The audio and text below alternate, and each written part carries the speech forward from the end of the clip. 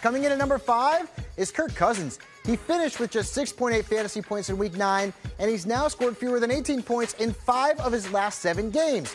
He's also turned the ball over 10 times in those games. Let's hope Cousins can get things together during the bye week because he's no longer a must-start quarterback. At number 4 is Derek Carr. 1 week after scoring 28 fantasy points, he put up a 7-point stink bomb on Thursday night against the Niners.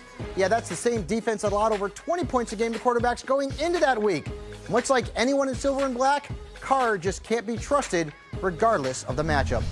Let's go with Alex Smith at number 3. You remember the guy who finished in the top 5 in fantasy points among QBs last season?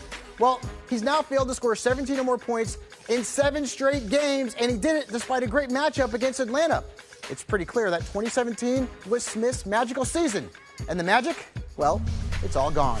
At number 2 is Joe Flacco. The veteran had a great matchup against the Steelers, who have been gashed by quarterbacks on the road. So what does Flacco go out and do? He fails to throw for a single touchdown and finishes with 8 fantasy points. 8.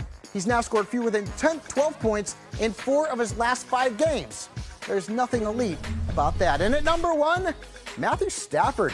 In his first game without Golden Tate, he put up his worst stat line of the season. No touchdowns, 1 lost fumble, and fewer than 7 fantasy points. He's now finished with fewer than 18 points in 4 straight games and 5 of his last 6.